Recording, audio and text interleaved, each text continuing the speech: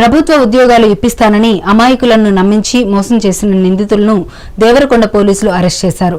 నిందితుడి వద్ద నుండి 8 లక్షల నగలతో పాటు సెల్ ఫోన్ స్వాధీనం చేసుకున్నారు. దేవరకొండ టౌన్లోని బిఎన్ఆర్ కాలనీకి చెందిన ముడావత్ స్వాతి, ముడావత్ రమేష్, షేక్ సైదా బేగం, షేక్ తమ్రజల్ మార్చి 1, 2025న దేవరకొండ పోలీస్ స్టేషన్లో ఫిర్యాదు చేశారు. 2022 సంవత్సరంలో ఒక వ్యక్తి తమకు ఇరిగేషన్ డిపార్ట్మెంట్లో ఉద్యోగాలు ఇప్పిస్తానని నమ్మించారని తెలిపారు. అయితే వరుసగా 5 లక్షలు, 12 లక్షలు తీసుకుని మోసం చేశాడని, ఆ డబ్బులతో పారిపోయాడని ఫిర్యాదులో పేర్కొన్నారు. ఈ ఫిర్యాదు ఆధారంగా దేవరకొండ పోలీసులు దర్యాప్తు చేయగా నిందితుడిని అరెస్ట్ చేశారు. సాంకేతిక ఆధారాల సహాయంతో నిందితుడిని చాకచక్యంగా పట్టుకున్నారు. పిటిషన్ రావడం జరిగింది. ఇందులో బాధితులు వచ్చేసి షేక్ అత్రేజా అండ్ ముడావత్ స్వాతి అని, వీళ్ళిద్దరు కూడా హౌస్ వైఫ్స్.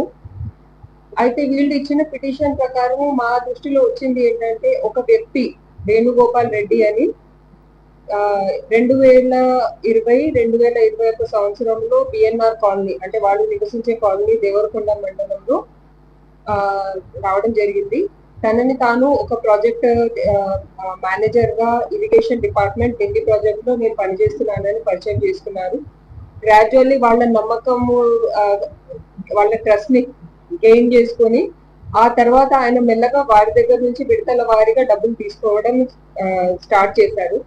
ఇందులో ముఖ్యంగా ఈ ఇద్దరు బాధితురాలు ఎవరున్నారో వాళ్ళిద్దరు హౌస్ వైఫ్స్ కావడంతో, ఒక బాధితురాలకి ఒక కొడుకు ఉండి ఇంకో బాధితురాలకి వాళ్ళ భర్తకి మంచి ఉద్యోగం వస్తుంది అన్న ఆశతో ఈమె చెప్పిన మాటలు నమ్మి ఒకరు వాళ్ళకి 5 లక్షలు, మరొకరు 12 లక్షలు 12 lakhs ఇవ్వడం జరిగింది.